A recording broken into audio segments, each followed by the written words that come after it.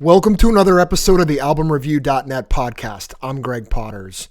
Joining me for episode number 96 is author and professional songwriting coach Greig Watts. Greg joins me from the UK, and in this episode, he and I talk about how songwriters, producers, and recording artists can actually get their songs out there in the world, either noticed by the industry or perhaps selling the rights to another artist. Greg also has a book, which we will talk about, titled Keeping the Dream Alive, a songwriter's guide to overcoming rejection, finding success, and enjoying the journey along the way. Greg's book is not an instructional guide on how to write songs. It's more of a manual for musicians and songwriters to get their music heard, noticed, and possibly purchased. We talk about the rejection Greg faced growing up in the 80s and 90s in Surrey, England, and how he eventually changed his entire approach and process to become a Eurovision Songwriting Award winner several times over. For listeners in the US, Eurovision is a premier annual competition for original songs submitted by songwriters representing European nations, and it's been around since 1956. I'd like to take a second to talk about this podcast. Believe it or not, over 50% of the people that listen are not subscribed to this podcast on their preferred platform. So I encourage you to hit that subscribe button now. This will help me get more of my dream guests to continue entertaining you. So kick back, grab your pen and paper, so take some notes. Please enjoy episode number 96 and my conversation with songwriting coach Greig Watts. Let's do this.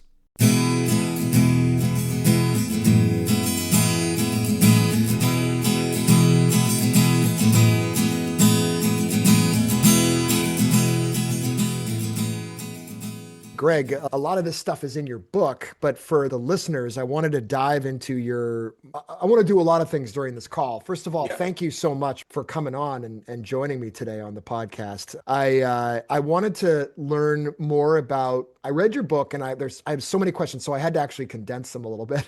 Good, that's a good start. I think so. I wanted to dive into your motivation to learn music, love it, and teach songwriting, and also obviously be a songwriter yourself. I wanted to get into your book, Keeping the Dream Alive. Greig Watts' book, Keeping the Dream Alive, a songwriter's guide to overcoming rejection, finding success, and enjoying the journey along the way. Now, before becoming an author, you had really interesting chapters in your book about starting as musicians, starting in a couple bands around Surrey, in England in the 1980s and 90s, right?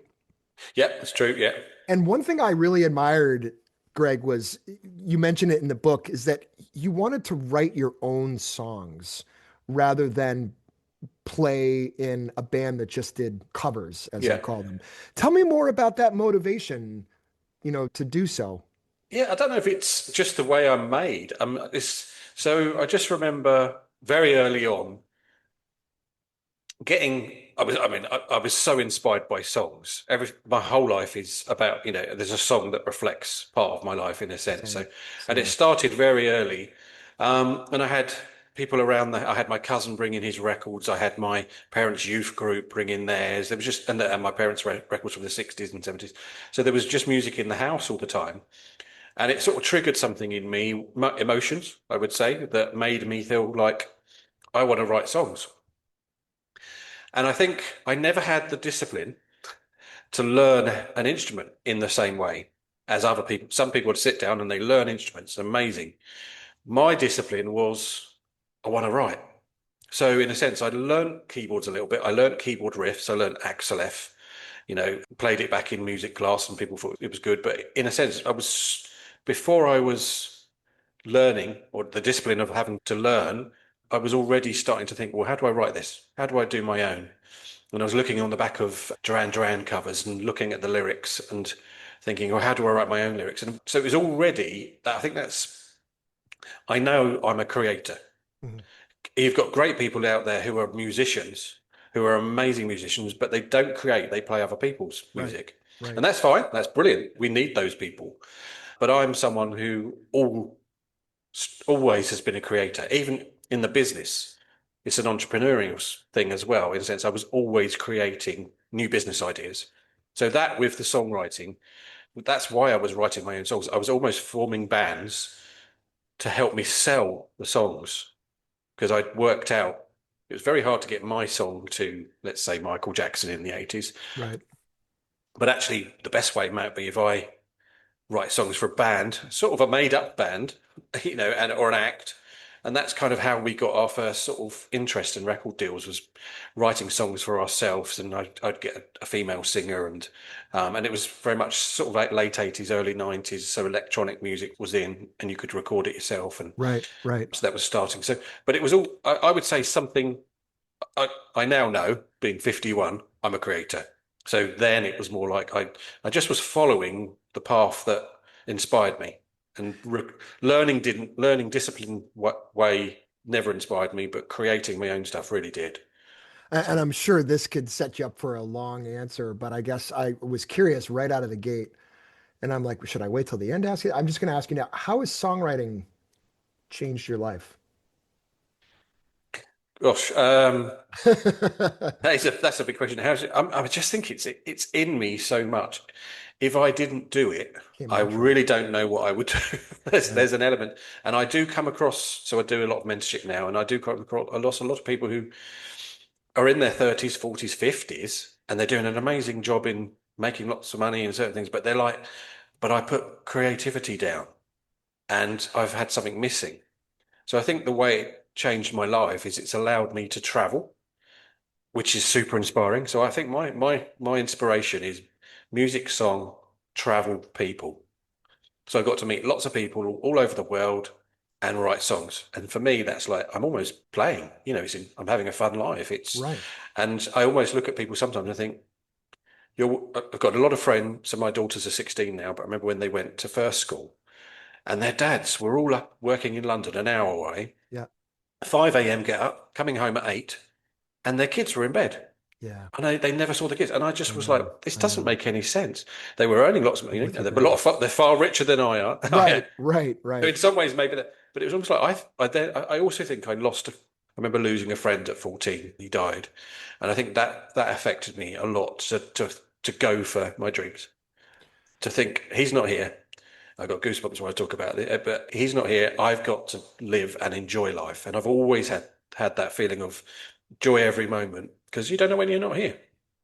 I'm impressed to hear your story. I certainly lost friends and family members along the way, but I lost my mother 6 years ago, and that one really, as it probably could for anybody, Yeah. really changed. And that's actually what made me launch this whole thing that I've been doing now for 6 years. But as a child, I can see, although I didn't experience it directly or as directly as you did, but I could see how that could really shape somebody. And I have to give you a lot of credit for not only being honest about that with me and the listeners, but also yourself. It was like it just came easy to you. A lot of us, myself included, we take I don't know if you want to call it the easy road, because it is a lot harder, but I mean, so many years I trekked into this from the suburbs into Boston for a corporate job, Mm. sometimes 2 hour train rides, getting home late. Same thing that you were saying with your friend's dad Yeah. who gets home at Yeah. 8 o'clock at night and his kids.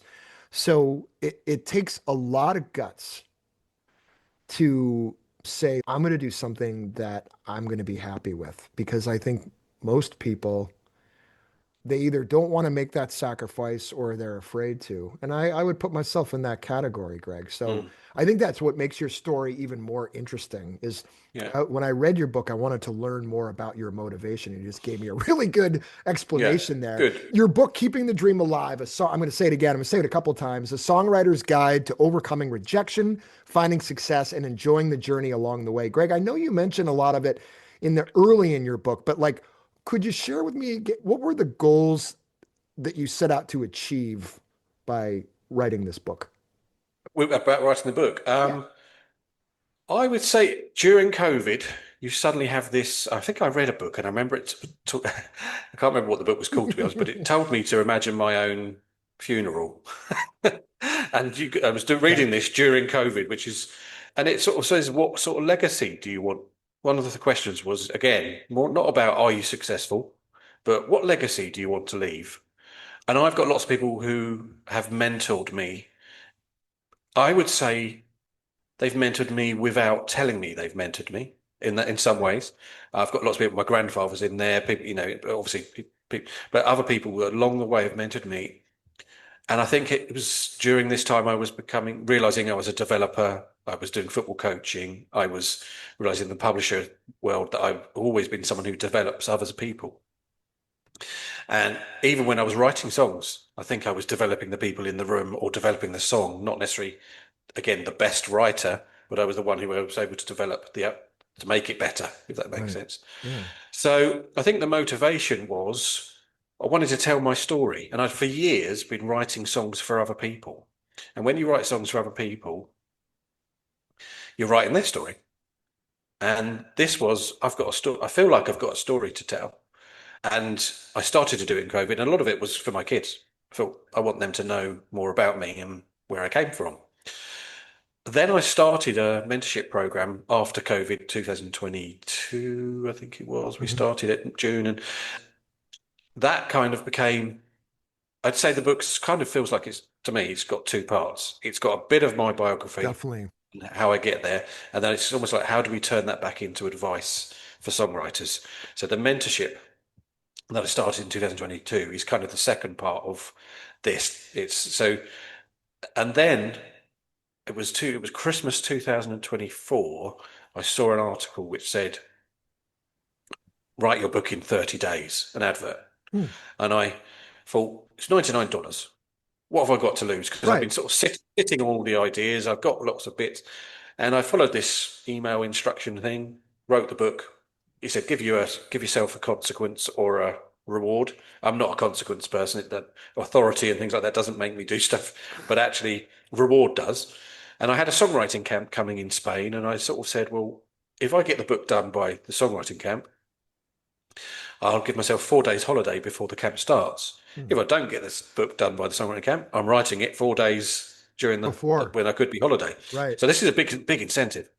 And I got there, and I think I finished it I had sort of one morning of finishing the book. Oh. So, and then it was, how do I get the story out? So that was mid 2024, I think. So maybe it's Christmas 2024. Okay. In the meantime, I had this terrible, really bad back problem where I couldn't walk for about 18 months. So I could walk, but I was dragging my legs around. But I also felt like I was my 50th birthday last year. And I started to sort of say, I've got to get this book out. So I had this back surgery. And I also had 1 month during the back surgery to be off work completely for the recovery and learn how to walk again. And I said, okay, this is when I'm going to finish, because I did the editing in bits. I finished it, put it together, and blah blah blah. And so then it's come out in October last year. So, and actually, I wrote quite a lot of the second book in that period. So, but I think the motivation is, I love developing others. I want to help others. I love it when people reading come back to me and say, "Oh, that bit was really interesting," But it's giving something back, and it's telling my story, because I think my story is interesting. Especially someone said, oh, you need to shorten that bit, but I really need to say overcoming rejection, finding success, and enjoying it. Right. Because for me, recently, it's been about, I might not be the most successful person in the world. I might not be, but I have had some success. But more importantly, I've enjoyed it. And I've, suddenly find myself in Moscow giving a talk at a conference, and you think, go back to school, and it's like, I was a really shy kid. How have I ended up here? But it's been, wow, I've met so many amazing people and friends, and mixing cultures. I love mixing cultures. That's one of the ways I've learned a lot, I think. Learn so much more, not to knock textbooks because they're valuable, but I've learned so much more as well from traveling and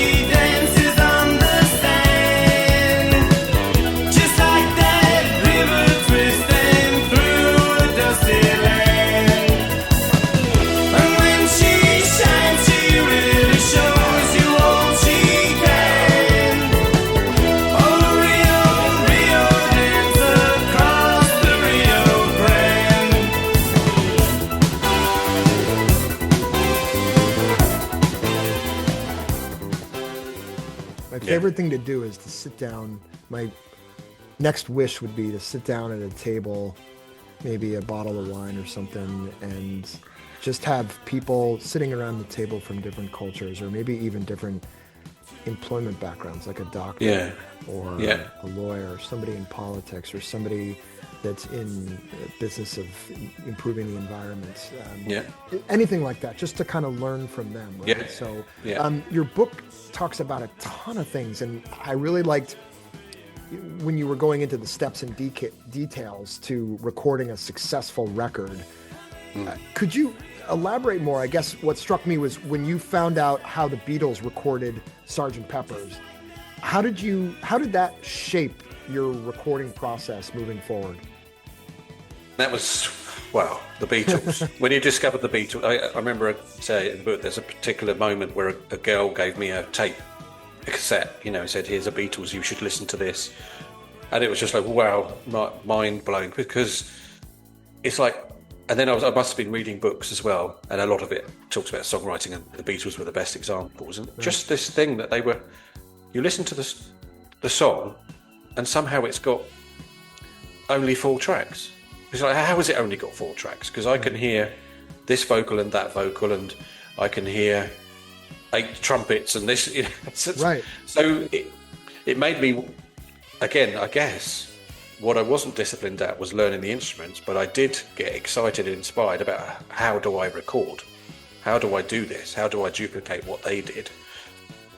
And I think very early on, I was lucky. I had initially, the initial music teacher didn't notice me, but when I had this Christmas show at school, I went into a new music teacher and said, can I use your equipment? And he was so inspired. And I said Strawberry Fields, and he was of that age where he'd probably grown up in the 60s. Right. And he was inspired by someone coming and using the equipment. I think normally at school, they're not that interested, in a sense. So that was inspiring. He kind of taught me in that process. And then once I did that, it was like, I've got to go and buy some equipment to make it work. It was, I know what you're saying. It took me a little bit longer for the Beatles, but I'm there with you now. I was into, I got a real good, any reader can get a real good taste of what kind of music that you were first getting into in the 80s as you were getting into music. Yeah. I also had, I guess my tastes back then were more like hair metal, heavy metal, rock, that kind of stuff. But the occasional song that would come across the radio that wasn't so much that genre would certainly grab me as well. But it wasn't until I was a little late, but like the early 1990s when somebody played Dark Side of the Moon for me. Yeah. I was like, wait a second. Yeah. This goes against everything I've ever, and I already been in a band for a couple of years, a garage band, a kid garage band, right? So we weren't anything professional, but so I get what you're saying about that. Oh my God, this is, and some people in the room, it might mean something. And then to someone like you and maybe me as well, it's like, wait a minute, you find yourself going to school the next day and you're thinking about it, right? Rather than mathematics and attention, paying attention to the teacher, I'm thinking about, oh my God, I've got to get myself a 4-track so that I can make these similar recordings. And I read in a magazine that they just literally took glasses of water and used a spoon for that sound effect or this sound effect. And so I totally empathize, if that's the right word. I totally relate to what you're saying. And I think Sgt. Pepper, among so many other albums that the Beatles recorded, are great examples of that. And as you know, that spawned so much more. But it's a good thing to study, I think. And another thing that really grabbed me in your book, you had a what I might call a wake-up moment, or in the US, I call it, I don't know if it's a universal term, but I call it an aha moment, nothing related to the band. Okay. No, although I did like aha. Yeah, same.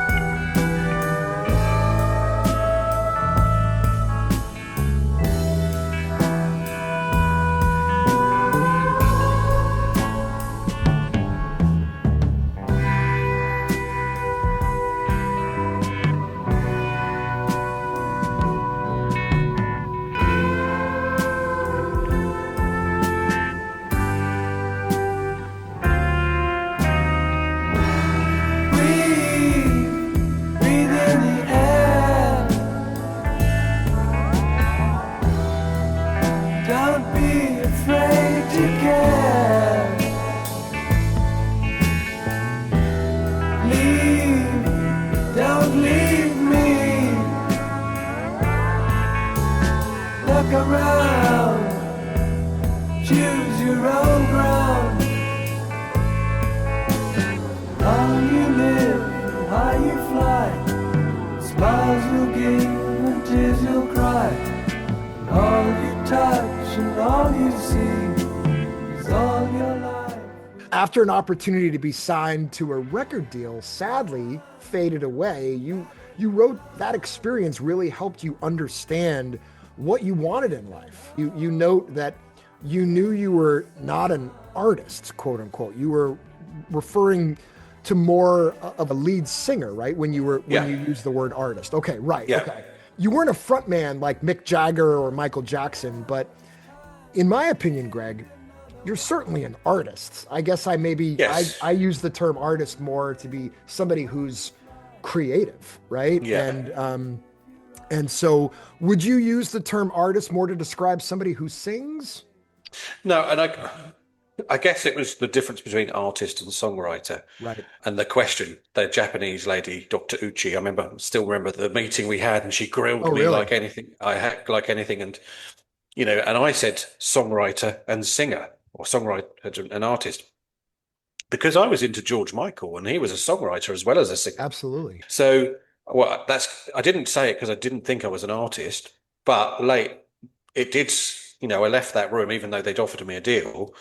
I left that room thinking for 2 weeks, I'm not this main singer. I'm not the main singer. Why are they making me the main singer? Right. And I think that goes down to, yes, I can sing. I'm not a bad singer, but the truth, and I could play the front man a little bit, but when you see Mick Jagger, he loves it. He's a showman. When you see the people at the front, they're the show people. I'm quite happy being the person behind the scenes. And actually, I love being that, and I love pushing other people to the front. And this comes to the developer side, Right. where actually my character is about raising other people. Right.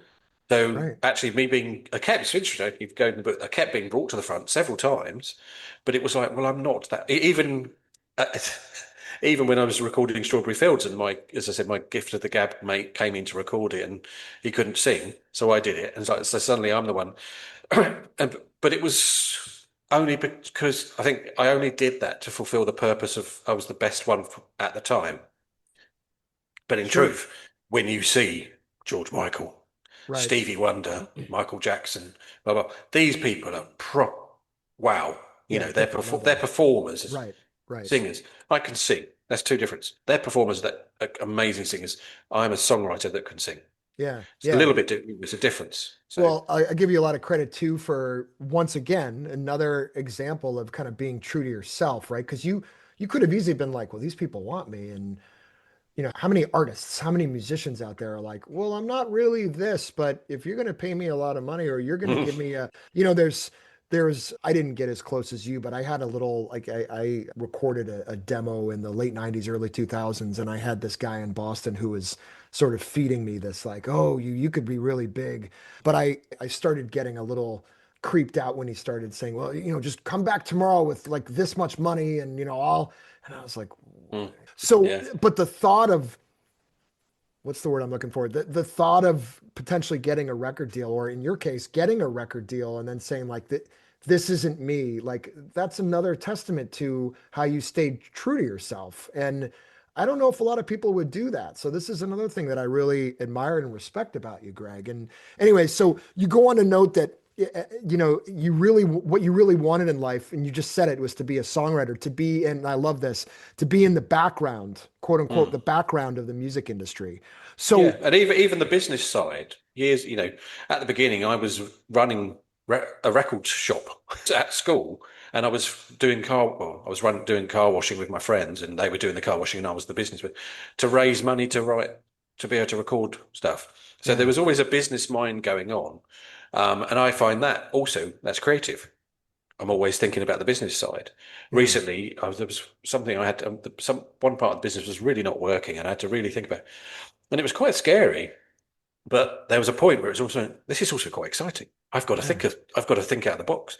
So I think I'm creative, and that's more than I am a performer. So that, and I do believe, I think I followed it naturally. I don't think I just sort of went, I know I'm this. And I think Right. actually, now I look back, I can say I was following the path I was supposed to go on, Sure. um, rather than trying to. And I've never been someone to follow the crowd. I remember my friends at the age of 15, I was looking, I used to look like I was 18, 20, that sort of, and I was the one who had to go into the shops to buy the alcohol for my friends. I didn't drink. I didn't like the taste. So I was like, oh, this is horrible. But they always made me go and buy it.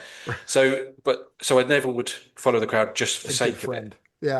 But at Yeah. the same time, so I think that leads to the same. I just was going to the places where I thought was the right for me. Right. You just kind of try a bunch of things and feel what feels right, you continue to go towards, right? Yeah. And Yeah. part of what I've gotten a lot out of this podcast is talking to a lot of people, yourself included, where it dawns on me that I didn't do that. I waited a long time. And so sort of a Mm. message that I try to send to everybody, and especially people who listen to this, is don't wait.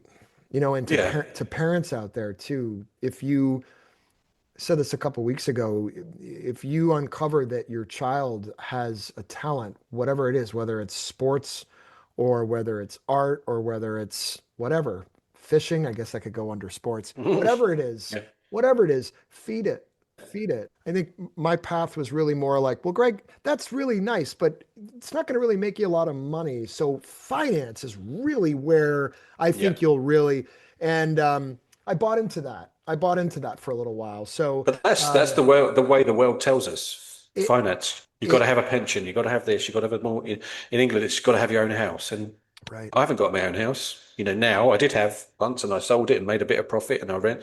But actually, my situation is better that I don't have one. right, I rent. So why do I have to be the same as everyone else? right, There's exactly. because the world tells us. But actually, I think actually, if I did, I wouldn't be doing what I'm doing because I'd be Right. thinking, how do I pay for You'd be it? having to pay, Yeah. right? Exactly. So I certainly don't want to paint you as a perfect person by any means, but like you must have a lot less anxiety and stress than a lot of us. do you I know mean, what I sure, it mean? exists, right? It definitely exists. But I mean, yeah, I think I woke up one day and was like, I put myself in this position. I was working for a financial company Mm, and hating it every single day, but making really good money. And that's really yeah. hard to walk away from too. So, Yeah, I would say, but anxiety for me, yeah, I don't have, I mean, every now and then I do, but I deal with a lot of songwriters that really do. And I think that, again, one of my roles is to help them just, again, follow your path because most of our anxiety does come from situations we put ourselves in. agreed. We, Do we you, kind of make ourselves do something and then realize that we're in the wrong place. right, exactly. You Right. know? Paint yourself into a corner. Do Yeah. you consider yourself, I'm just thinking of this right now. I didn't get this impression from your book, but I wanted to, do you consider yourself a people pleaser? Used to, Used to. definitely used to. I'm Yeah. not now. I've learned Yeah. not to. Yeah. Probably about when I was about 40, I maybe 38, 40, I suddenly had this sort of, I don't know what you'd call it. I was going to say Renaissance is probably not the right word. Some sort of epiphany, Yeah. that Aha stop, moment. yeah, stop doing stuff for other people. Stop pleasing other people. Actually, I think it's because I was close to having a breakdown almost. I was carrying other people around. Right. I was lots of situations with my now ex-wife, who I'm still friends with, but we had infertility for 7 years, Mhm. which was a horrible thing. That can cause a lot of stress. Really, really, really hard. And it's very hard for the woman. The guy's sort of going along, and then suddenly halfway through, you realize how hard it is for you as well. Right. Right. Of Then we course. had then when you have the kids, amazing, but it's twins. Wow. And that was brilliant stress, but it still was a little bit stressed. Then her mother died. Then we had something with the BRCA gene and cancer, and it just was bang, bang. Yeah. And I'm trying to hold a business together at the same time and Right. look after my wife and look after this. And you suddenly realize, who's saying to me, "Are you okay?" Yeah. And as a guy at that age, particularly, as I say, we don't tend to say, "I'm not okay." We tend to say, someone says, "Oh, are you I'm okay?" fine. Yes, I'm fine. Yeah. I'm I'm fine. fine. Yeah. And I learned to say, don't know if I'm allowed to say it, but you don't say, "No, today's a bit shit," to be honest. Right. And actually, that by saying it, you move forward and then you can clear it up. And actually, so I kind of learned you've got to say sometimes when it's not good. And then I realized that one of the biggest reasons is I'm not looking after myself because I'm looking after everyone else. Exactly. And that doesn't mean I can't look after a lot of other people, but first I have to make sure I'm okay. Then I can give out. So I was doing it the wrong way round. And now I've sort of found myself gone back to when I was 14, I'd say. I think I wasn't living like, there was a few years where I wasn't living where I was dreaming and then being inspired. I was following another path, and now I've gone back into being inspired. I can inspire other people. Somebody gave me some great advice about 7 years ago. So good that I have it on a post-it note, a sticky note on my Yeah, mirror in my bathroom. It says, unlearn your all or nothing mindset. So I asked you that question because I learned a long time ago that I've been a people pleaser for a really long time.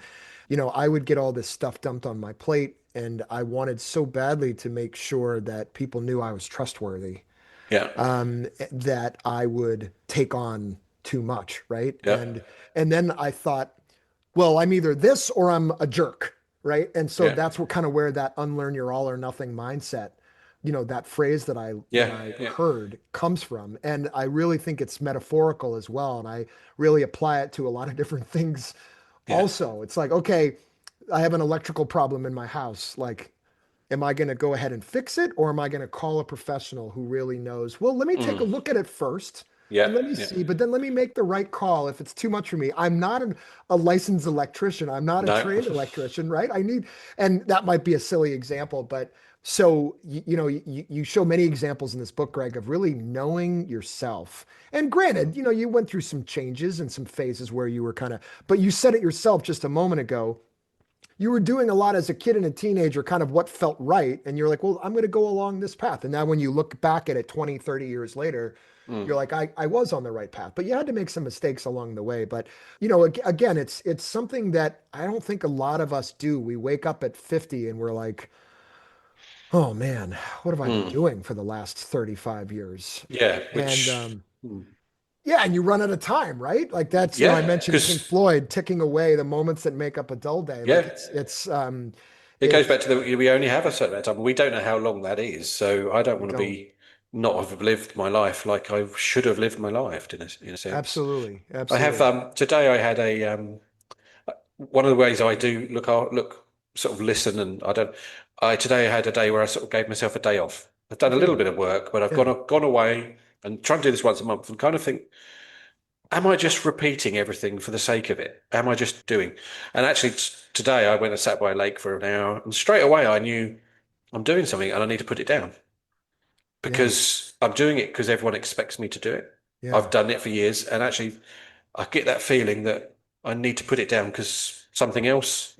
I've often found in life you have to stop doing stuff, and then something else will come along in its space, but you won't see it if you don't stop. Right. So, so again, I try and sort of do say not just literally working, working, working, repeat, repeat, repeat. Actually, give myself moments where I'm stopping and saying, "Am I in the right place? I'm on the right path?" Because sometimes you can just divert a bit and then think, Sure. "Oh, I need to go back over Sure. here."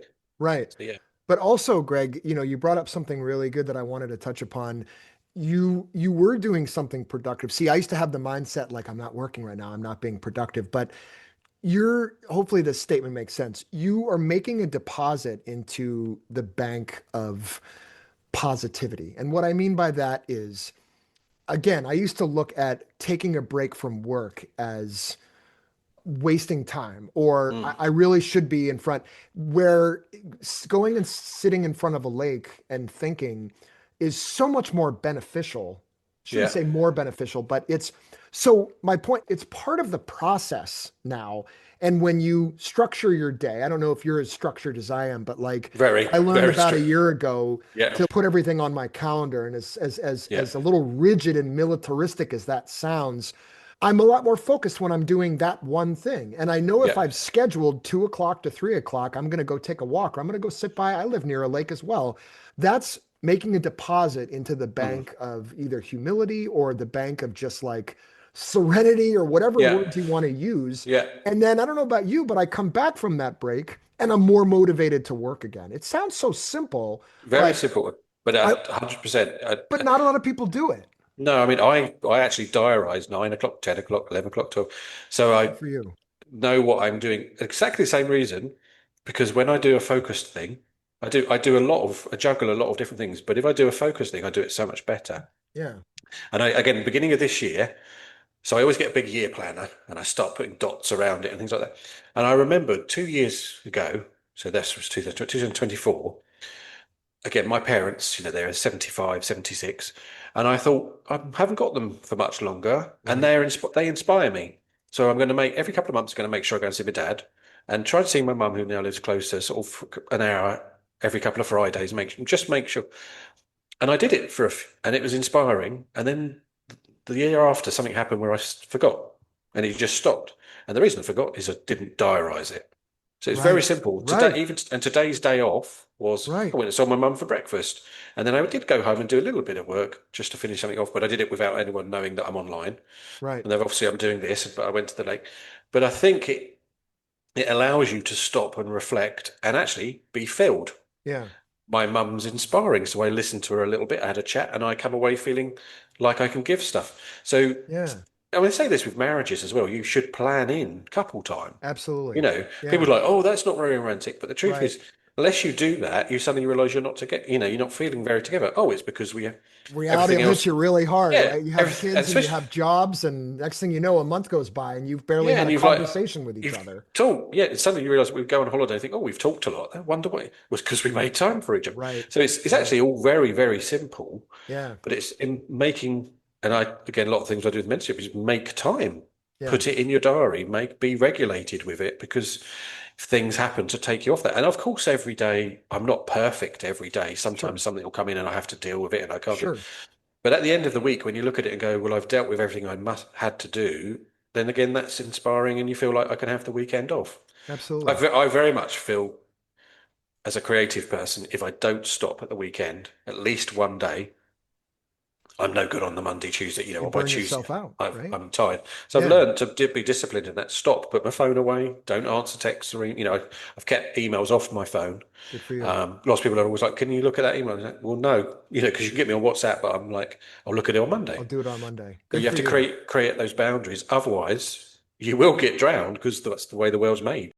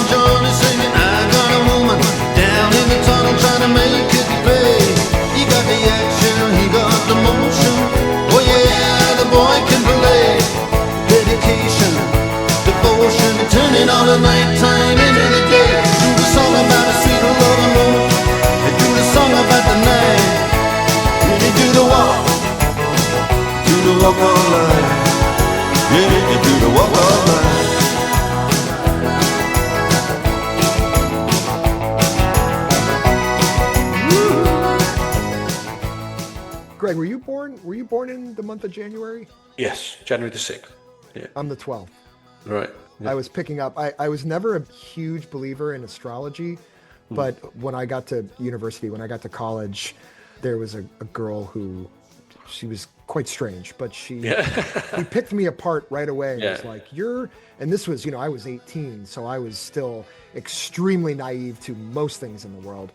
And she was like, you're a Capricorn, right? And she's just started going through so anyways, the jury's still out for me as to how much of that I buy in. But I feel like a lot of times when I meet somebody who's born around the same time as me, there's some odd good odd similarities. Yeah, I'm not 100% convinced by it. I do believe. Yeah, I don't know. I'm like, maybe 50% of the way there. No, but, I do believe like the moon, for instance, is very powerful, and when I've been at songwriting camps and you think there's the moon and it's pulling the tide, and sometimes I notice moods. Absolutely, yeah. Moods are, one of my colleagues, Maria, she'll often say, I feel really low at the moment. And then next message will sort of say, is the moon out? And it's like, so I think there's a big power in that. But again, I don't know what exactly. Right. But yeah, you feel it every once in a while. And well, let's skip ahead a little bit. Later on in your book, you take the time to really act as a coach, which I found really valuable.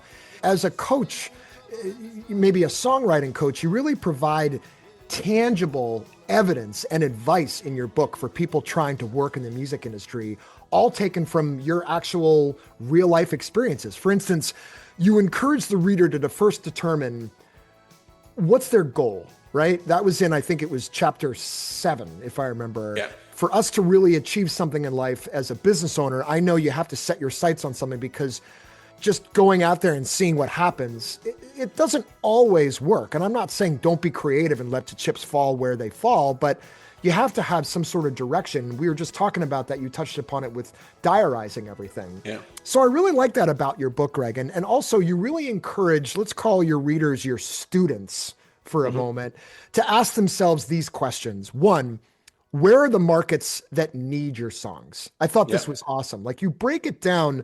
That's how I learn. And this again is going back to the January connection. I'm like, Greg teaches like I want to learn. Right. I can't tell you the lack of success I had in school with some of the teachers who just didn't understand my style, and I had to adapt to them, and blah, blah, blah, blah, blah. The other question, where are the markets where artists aren't writing their own songs? And then the third question I jotted down from your book, where are the markets that the top writers are not aiming for? So it's kind of like being a business owner, and you talk about building relationships. So this is a really good one. So another maybe broad question, but what's your advice for someone starting out in the music industry as far as wanting to be a songwriter? Can you talk a little bit about that, and then touch upon you talk about the 5P formula as well?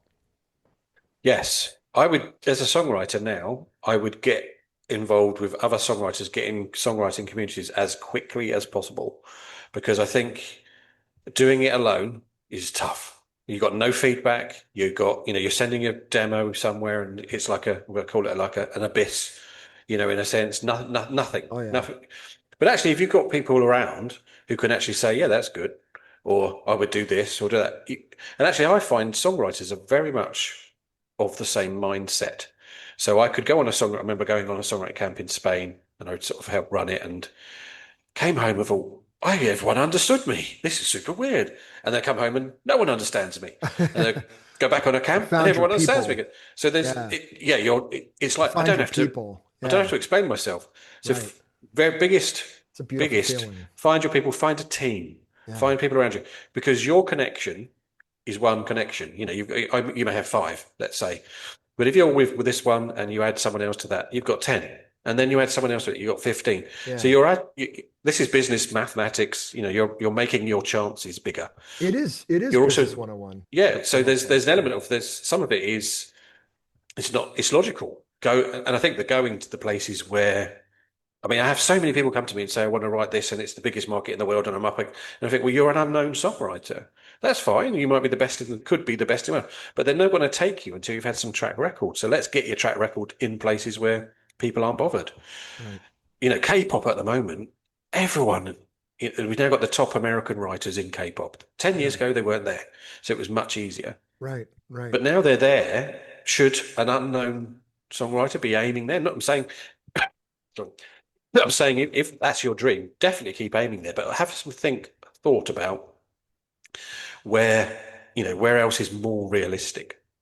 So I just think don't get around other songwriters, other dreamers, because I think dreamers share dreams with people, and just do it.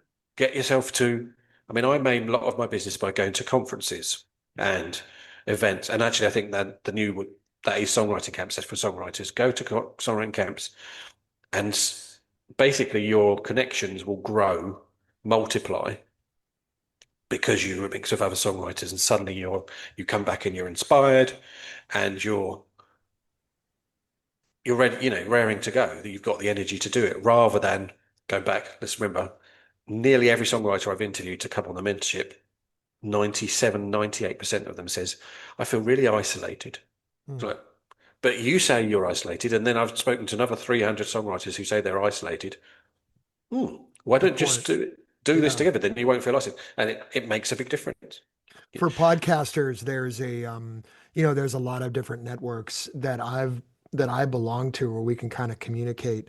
But when I first got into this, I knew nothing, like literally nothing. So, I started Googling, and then I obviously became more of a podcast coach so I could help people get through some of that large seaweed, if you want to call it, to finally get their, podcast launched in a reasonable time frame at a low cost. Where do you, let's say I'm for the sake of argument, I'm a songwriter. I want to become more of a professional songwriter. Like break it down. Like, where's the first, you don't have to go through all of them, but like, what do you recommend to someone? Where's the first place that they go? When you say like, get out there, like my response would be get out where? Like, where do I go? Do I go to Hollywood? As a kid growing up, I thought, let me just go to Hollywood and everything will just happen.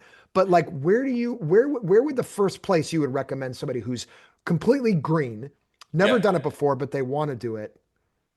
Where do they go? Where do they start? I think it depends where you are in the world. Okay. In that sense, I would say find an online community first of all. So there's lots of them out there for songwriters. There's lots. Start with social media, maybe like social media first. Yeah. Because I think once you find, so again, if you come through my mentorship, I find people online, and then suddenly think, oh, these two live in the same town. Well, let's put them together. Right. So the online comes first, I would say. I don't think you also can just throw yourself into I didn't go to a conference without the quality. I needed quality songs, so I needed to get ready. And actually, by having a team around you and so if you're a top liner or a lyricist, melody writer, then you need a producer and you need someone to finish the whole song. I could finish songs, but when I met Pete, my partner, and Paul, my other partner, then they were amazing producers. So suddenly we were able to deliver full, proper release standard songs. So then, okay, let's go to a music conference because I can meet people and sell. So I've got the material. And I wouldn't say go there until you're ready. So finding other people online is the first port of call. Right. And then when you're confident, go to a songwriting camp. You say they'll have 20 to 30 people. Yeah, 20 to 30 people. Yeah. And actually, it gets you out of your comfort zone. It's a really good thing to do because say you live in England and I go to a camp in Spain, the culture's different. You're out of your comfort zone. You might normally write in the studio, you might be a producer, have your own equipment. Suddenly the producer's got to use their laptop and they haven't got everything that they normally have. Right. It makes you perform higher. Right. I am very much into, I'm a football coach as well. And when I've done sports, I did lots of sports. My dad was a PE teacher and I was good at sports. And I very much noticed that when I play with people who are better than me, I improve. Sure. Yeah. When I play with people who are not as good as me, I come down to their level. Yeah, agreed. And so you have to get in the room with people that are better than you or at least as good as you because then it's like, you're right. And actually it is often the test that whether you're going to make it or not, whether you can cope with this, how you react to those situations. But that's also you can come home and think, oh, I'm not quite good enough, but then you've got to train yourself and get back in there. Yeah. The amount of times I've, again, delivered a speech, and just thinking of so many times I was in Russia doing these speeches, and it was often, go and talk, Greg. And it was like, well, I haven't planned anything. And it was suddenly, I just had to talk off the cuff, and everyone was like, well, that's one of the best things that people have said. And it's like, luckily it was about songwriting and K-pop or something like that. I did have one moment where they asked me to talk about blockchain, and I'm thinking. So I think we can all have subjects that we can talk about. I can do football, I can do songwriting and music, pop music. Right. If you ask me to sort of talk about 80s pop music and what was number one, I've probably got ridiculous figures in my head. Yeah, yeah. But so it's just finding those things that you're good at, and actually you're strong at something. Again, I mentioned in the book, I did this strengths finder test. And once I found out my strengths, and also I could see the strengths of my partners, and other people, so I really learned to read, this person's going to be really good in my team. Hmm. And actually, because they compliment me, they don't do the same as me. They make so there's an element of find those people that Good compliment point. you and make Yeah. your job easier. Right. By compliment, obviously, you mean, they make up for, if that's the right term, like they have strengths in other areas. So Yeah. So it's really like a good to know your football team. strengths. It's like a Yeah. football team, like you're saying, right? Like Yeah. You people don't might want not. 10 soccer strikers in the same Exactly. team, even if they're the Exactly. best in the world. Right. You want two strikers, you need Right. four defenders, you need whatever. So if you can find those people that fit with you, and that is also good to know your weaknesses. Again, in the book, Absolutely. there's a funny bit where I ask my wife, "What's my weakness?" and then her daughter comes in, and and suddenly it's like, "Hang about, I'm not that bad." But actually, but because you know your weaknesses, you know that person's strong where I'm weak. That's Right. someone I can work with. Right. Yeah. Needs personalities need to match as well. Sure. But I would say just get yourself other songwriters, get yourself writing songs, get yourself on songwriting camps. Then you'll find you connect automatically because you've suddenly got, it's the power of, one doesn't go very far, two, Right. three, four, it just sort of adds up. And I think that's one of the best things, connect with other people. Greg, what So is the 5P formula? I just opened my book to make sure I can remember because I'm tired. So be polite. Very simple. Be polite. I have so many people send me messages and say, "Hey, bro, what you doing?" And I'm like, it doesn't feel very polite or Right. professional. Right. And I'll often go back and say, "Hi, what do you want?" Can I And they'll help say you? things like, you know, just weird stuff like, "I've got songs. What do you do?" And I'm like, "Well, you just contacted me on social media. Yeah. Have a look." Yeah. Because Right. it's much better to go to someone and say, "Hey, really I nice to meet you. I worry that I those are bots sometimes. Like those aren't real. I no, don't know. there's some real Sometimes I think songwriters they're out there. not real people. Really? No, Yeah. there's some Okay. real songwriters who are out there who have no clue. And but actually, Some social it's skills. funny. Social skills. So be polite, learn something Yeah. because you wouldn't walk up into the street and just say, not to, "Oh, hey," Right. you kind Right. of say, "Hi, I'd Hey, bro. introduce myself." And Right. actually, I'd do a bit of research. Look at the guy's Facebook and say, "Okay, he's done this, this, and this. Hey, nice, really like your work, Yeah. It's what you excellent did on this." advice. And then someone Mention the says, work too, right? yeah, Mention the work. if someone says, "I like what you did on that thing that I've done," I think, okay, they know what they're talking about. They've done a Exactly. bit of research. Right. So there's be polite and there's be professional. Don't chase people. In the book, I call the difference between hustling and hassling. Yeah. And for me, you send an email and some people follow up the next day and say, "Hey, have you listened?" And like, "Well, I'm busy. No, I haven't." Yeah. And that's, if I remember years ago thinking, I'll try and answer every email. And then you realize, I did this that is why too. Simon Cowell didn't answer my message because he's busy making his own TV shows. And Right. I'm right at the bottom of the list. And he might answer, and his team did answer sometimes when they had time. Right.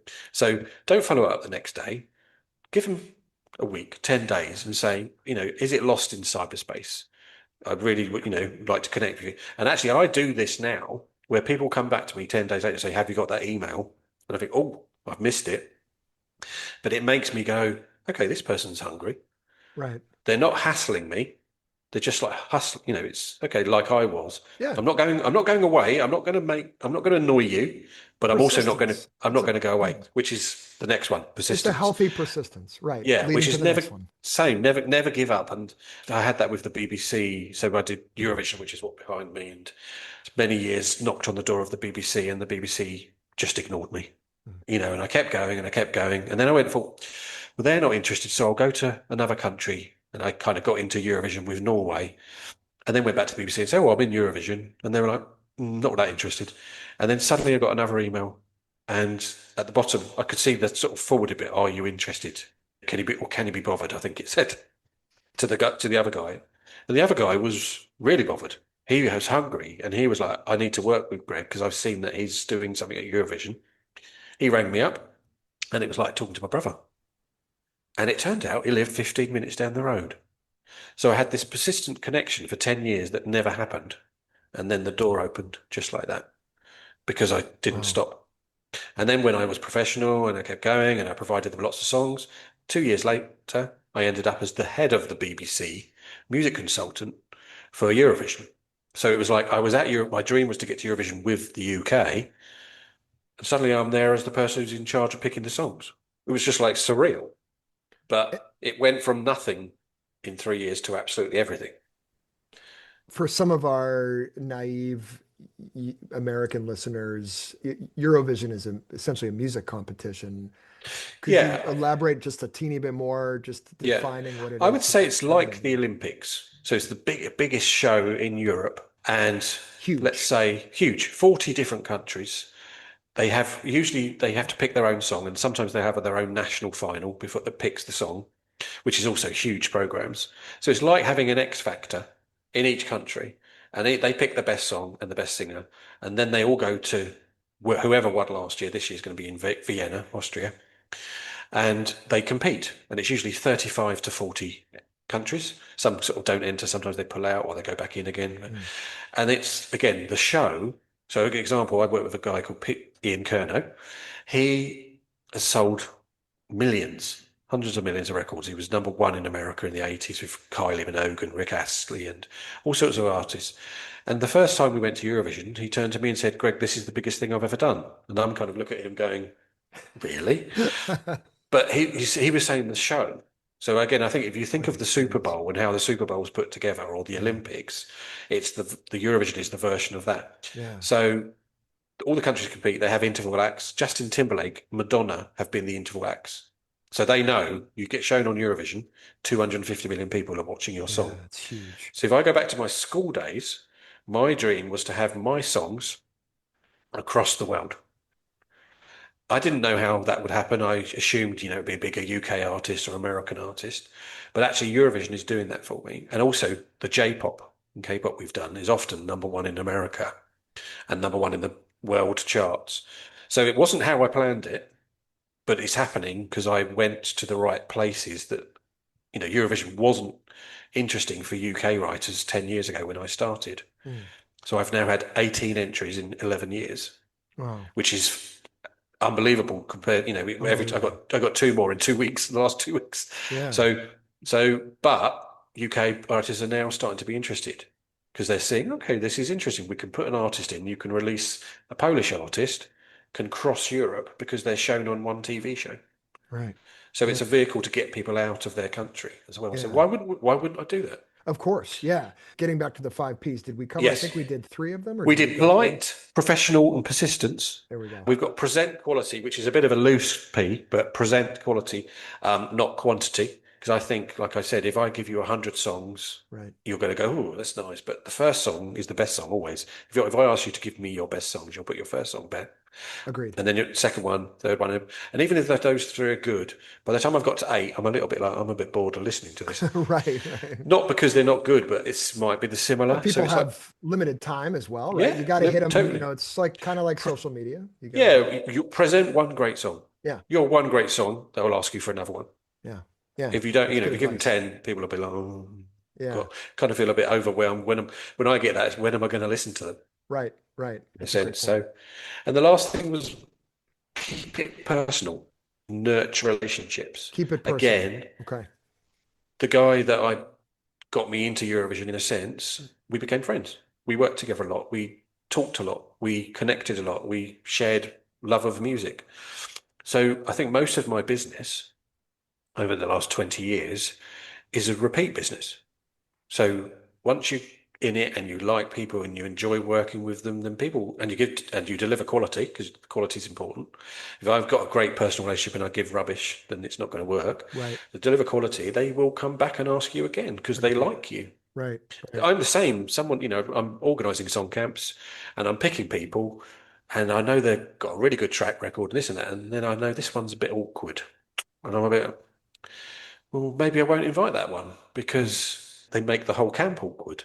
Right. So you have to think, don't be that awkward one. Don't be the one that, so be polite, professional, persistent and keep it personal. Be in a nice way. Again, I'm not saying overstep the mark and, Sure, blah, blah, sure. but just be friendly and Yeah. just know that actually you don't need 100 business relationships to be successful. You could work with 5 Right. if they're really good ones and they keep coming back to you.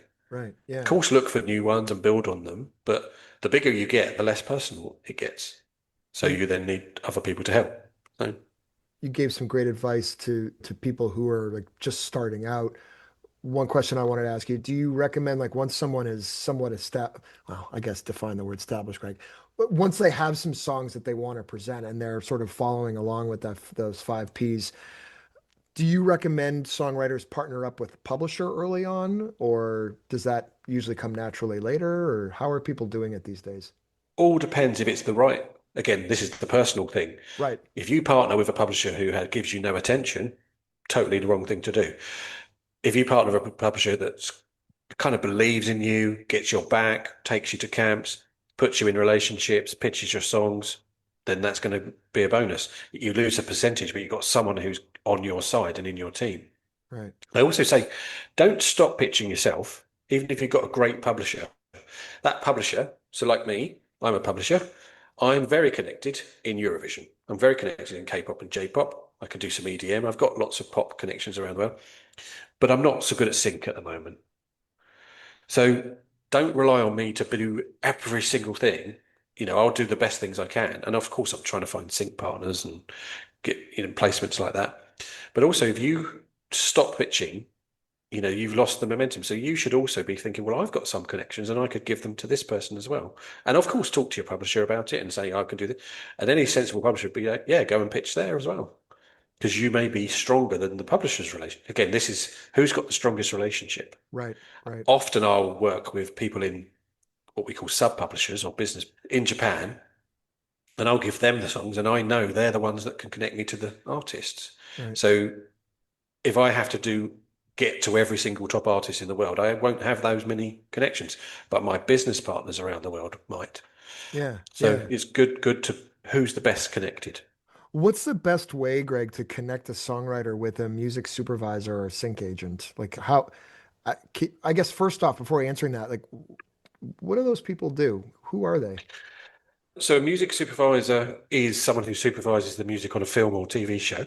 Okay. So they're looking for music to put into the shows. Okay. And a sync agent is a bit more like a publisher. Okay. They're the link to the music supervisor. So in a sense, I guess publisher is the link to the record label, and the artist, sync manager, is someone who's a relationship to the music supervisor. So they're looking for songs for their TV shows. It's hard. Yeah. To get your song into a music show, again, you need to know the right people. You got to know the right. It comes all the way back down to knowing. And so I think it starts with some, somebody told me a term a long time ago, elbow grease, which means, hard work, right? You don't research. So you got to start research. Right. Exactly. Yeah. If you go back to the early stages of my book, and I was talking to my mum about this morning, I remember you, and she helped me wrapping 250 tapes, cassettes, before we sent them out to 250 people, and we had stamped addressed envelope. So I did a lot. So I didn't do a lot of research. Well, I did do research. I went through the music book directory, music week directory back then, and then I got quite a lot back. And then I realized I should have researched a bit more, because I wouldn't have had to spend as many, because this one I sent to a record shop who doesn't need my songs. This one I sent to a recording studio that doesn't need my songs. This one I sent to a publisher. Okay, that was a good target. So I could target them better. Yeah. So do research, find out who is, you can watch films, you can watch TV, you can research it on the internet. ChatGPT will know who is the music supervisor for Grey's Anatomy or this or that or whatever show. Can you connect to them on LinkedIn politely? Yeah. Not hassling them. Because these people are looking for songs. Right. You are more likely, most of the American labels and publishers, and they're more likely to want you to have representation. So I think there's something called unsolicited material, which in America starting to come here. In a way, if it comes in unsolicited, most people won't even open it. Right. So you have to have a publisher or an attorney even representing you. Right. Partly because of litigation, they don't want to open something and then be accused that they've stolen a song. Yeah. So getting representation is important, but also there's lots of places you can get. It used to be you're 6 people away from anyone famous or anyone you need to connect to. But with social media, I think it's 2.5 now. So if you do your research on somewhere like LinkedIn, you can find these people. LinkedIn really is a valuable tool, isn't it? It's like old-fashioned sales.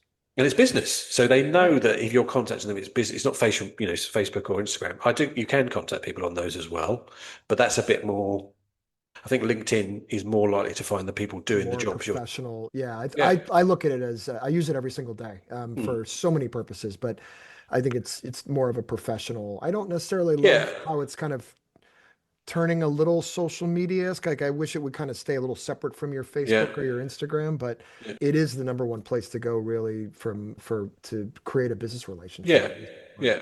So, So I used to do it for, say, music book directory, music week directory, which was a book, but yeah, LinkedIn is now enough there to go researching in internet search engines, Google, all that sort of stuff. Do a bit of work, then you yeah, can find these people. Because if you find the right one yeah. who's open, not of them, all of them are going to be open, but it might be the guy who suddenly rang me up and said, and let's work together, and then the door opened with the BBC.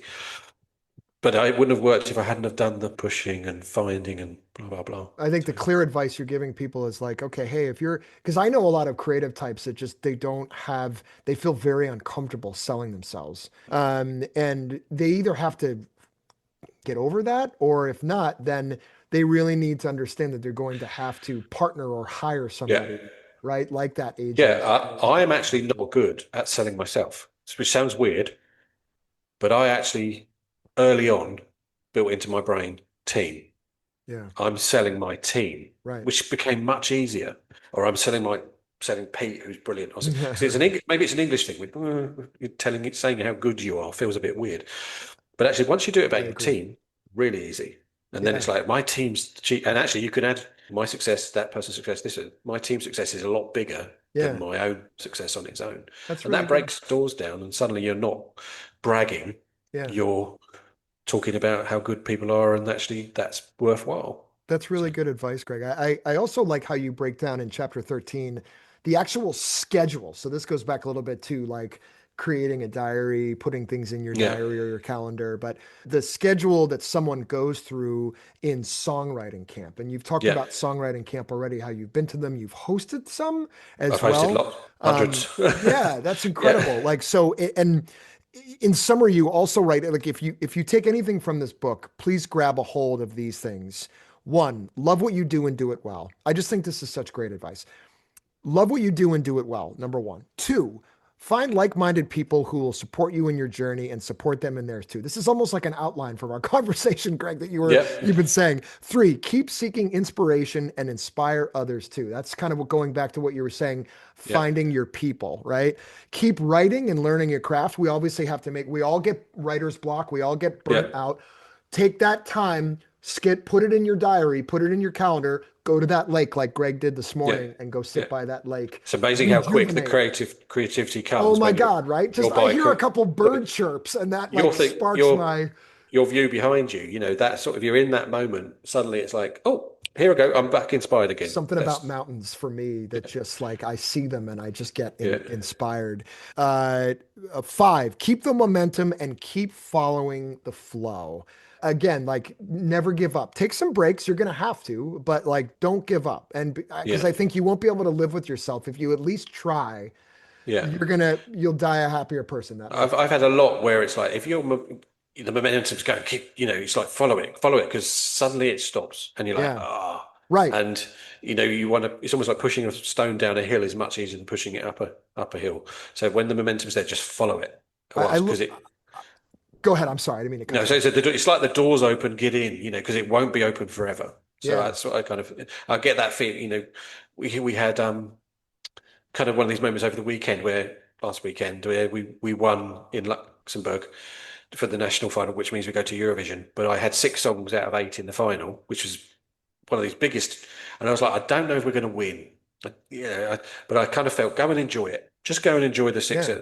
And then I sat there and we got 3 songs into the super final. And they were Wow. all of ours. So at that point, I was like, "Well, I know I've won. How exciting!" Yeah. And it then depended on the writers, and then the particular one won.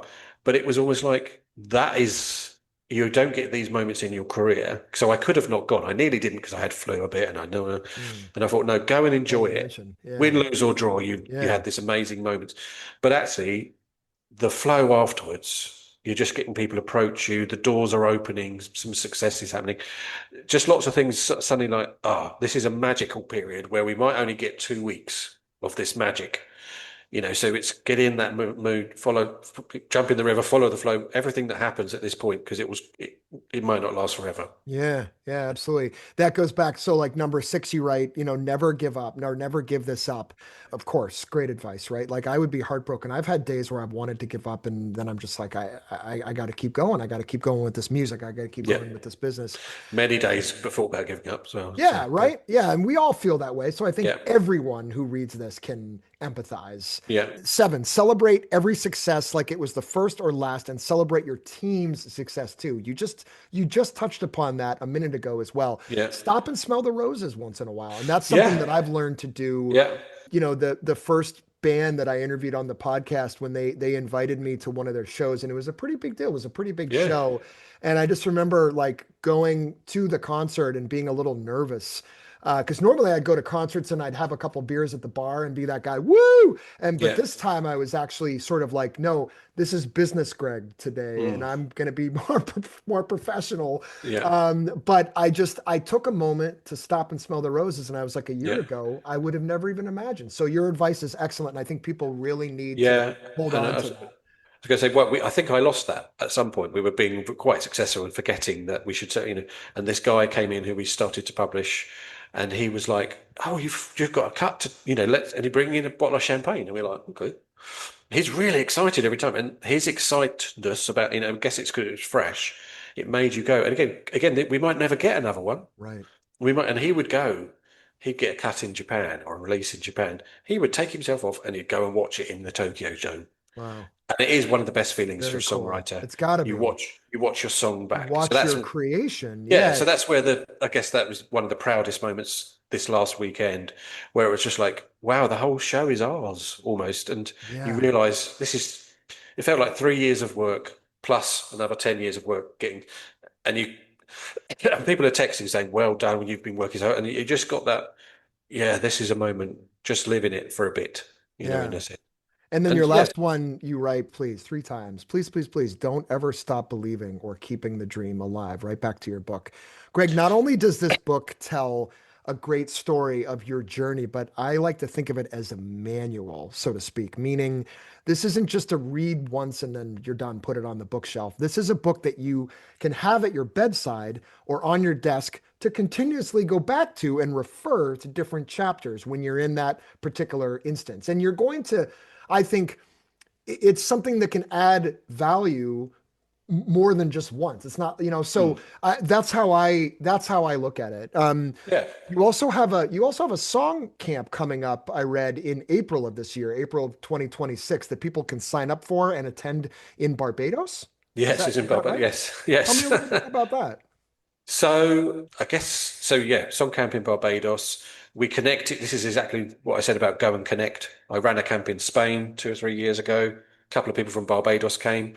They were so inspired. They came back and said, "Would you do something for us in Barbados sometime?" And it turned out that one of them was working for the National Cultural Foundation of Barbados, which is the people that fund bringing people in the sense, or will help us run a camp, because you can't really run a camp as an English person in Barbados Sure. without some Right. help. So we did one 18 months ago, and I've been back on holiday and loved it, and taken my wife, and we've really connected. And it's really, again, every time I went to Barbados, I'd meet someone, an artist from Belgium. Really weird. It's like, what are you Wow. doing here? And it's had 2 or 3 things like that, where it's like, again, there's a flow happening in this place. So we're doing a camp where we're taking 5 of our team and 2 or 3, I don't know, 2, 3, 4, 5 other UK, American, European writers, and we will write songs with Bayesian artists and writers, and have 4 day. Basically, this camp's an interesting one. I actually have added in a travel holiday element, because I've noticed that you get so inspired by being there that this is something you could really take into the writing. So the first four Sure. days is kind of hanging out in Barbados and going and seeing some of the amazing things, swimming with the horses that come, and then doing a 4 day writing camp. Wow. So we'll be very inspired, and we will write amazing songs, and we'll have some Bayesian artists and some other artists, but also we need songwriters to join from all around the world, and have it's the enjoying the moment thing. It's in one of the best places I've ever been. So I feel very lucky to go and do a songwriting camp Beautiful there. place. Yeah, it's an amazing place, and I'm there writing songs, which goes back to that. Right at the beginning, you sort of said, "How has it changed my life?" I get to go to Barbados and write songs. Right, there you go. So and actually, if people are fit, I know there's a lot of people who talk to me and say, "Oh, it's not cheap to do it," in a sense, especially because it's a holiday element. But there is an element of it's that thing you said. If you want to do it, just go, because I know things happen. Yeah. When you go to these places. Again, I'm not selling it like that, but my experience, even I sent one of my writers to Barbados to give a talk in, I couldn't go because I had this back surgery in August. And she did this amazing talk, but didn't connect with lots of people, but she connected with one of the other speakers who happened to be running a label in America.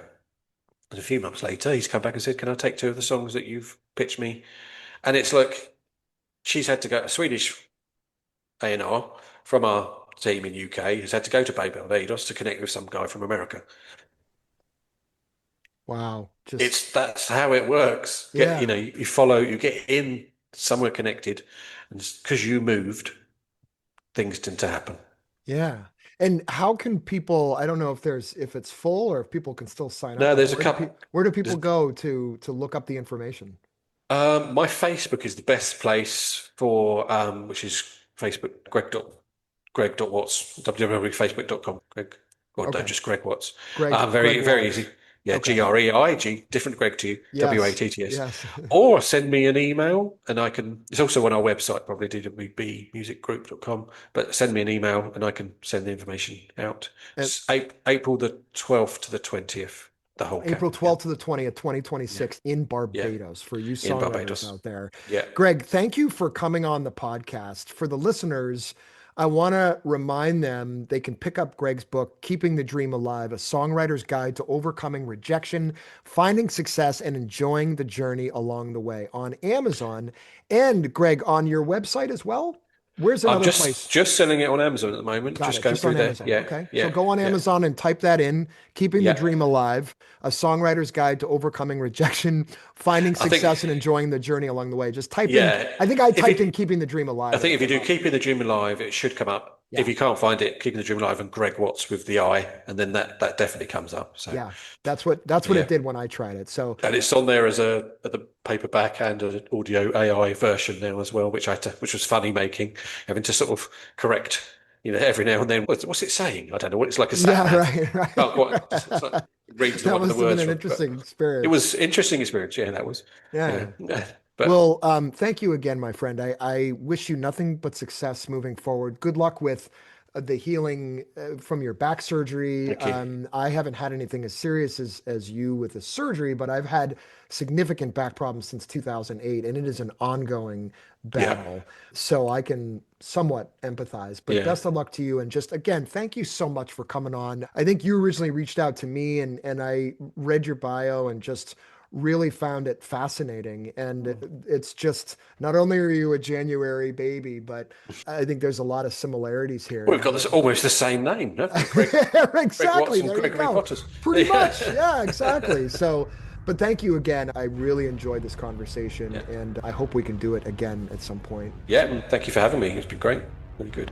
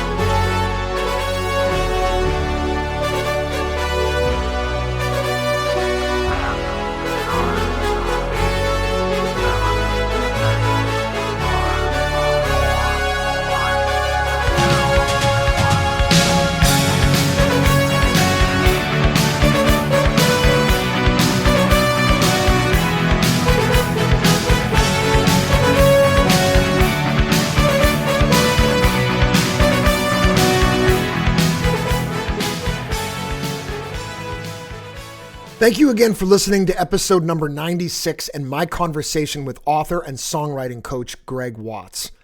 I'd like to take a quick second to talk about this podcast. Believe it or not, over 50% of the people that listen are not subscribed to this podcast on their preferred platform. So I encourage you to hit the subscribe button now. This will help me get more of my dream guests to continue entertaining you. Some takeaways from this episode that I got. I will quote a few items again from Greig's book, which resonated with me, and they are: 1, love what you do and do it well. 2, find like-minded people who will support you in your journey and support them in theirs. 3, keep seeking inspiration and inspire others too. 4, keep on writing and learning your craft. 5, keep the momentum and keep following the flow. Celebrate every success like it was the first or last, and celebrate your team's success too. Keep the dream alive. You can find out more about Greig's book and his team, the DWB team, at dwbmusicgroup.com or on Facebook at DWB Music Ltd, and Instagram, their handle is DWB Music. Lastly, you can pick up a copy of Greig's book, Keeping the Dream Alive, a songwriter's guide to overcoming rejection, finding success, and enjoying the journey along the way, in the bookstore at albumreview.net. Remember, if you're interested in any of the albums or books that I've discussed in this episode or previous episodes, go to albumreview.net and pick up a copy of your own. Listen to all my podcast album reviews at albumreview.net by clicking on the podcast tab. They can be heard wherever podcasts are available also. Please follow the show on your preferred platform so that you can get regular updates on new episodes. And also, if you guys would be so kind as to pop a quick review or rate the podcast, that helps move the needle and get the word out there. I do want to hear from you, so please email me your feedback, album review requests, and any questions you might have to gpotters@albumreview.net. That's GPOTTERS at albumreview.net. If you'd like to get regular updates on reviews, interviews, product, and music news, go to the homepage and join the mailing list. Visit our LinkedIn and YouTube pages and stay tuned for updates on Instagram, Facebook, and I'm not going to even mention that other social media platform. But I'm everywhere. You can find us at albumreview.net. All right. Hope everyone is having a good 2026 so far. See you in the next episode. Drop the needle and keep listening. Bye.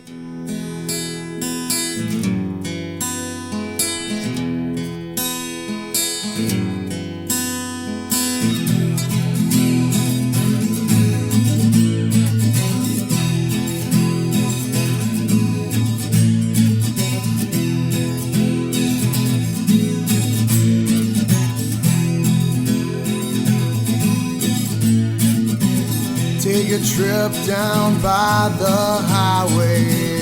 Take a trip down by the highway. Take a trip down by the highway. Take a trip